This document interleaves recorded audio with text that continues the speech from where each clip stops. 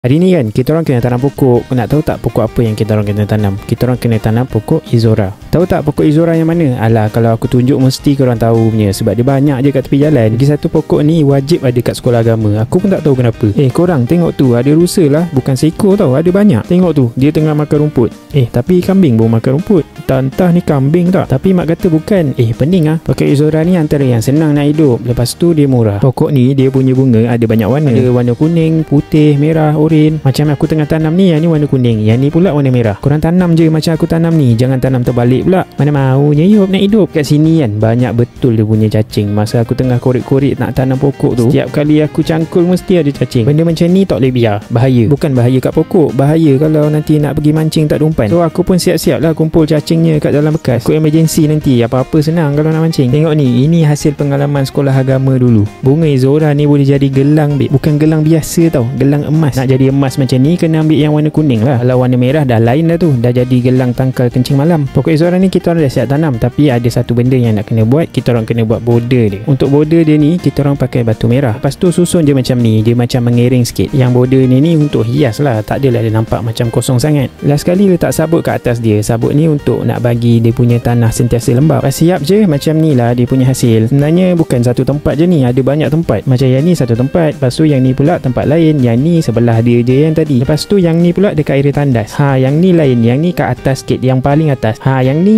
leceh lah, banyak pula yang ni korang tengok je lah sampai habis. Geram pula aku.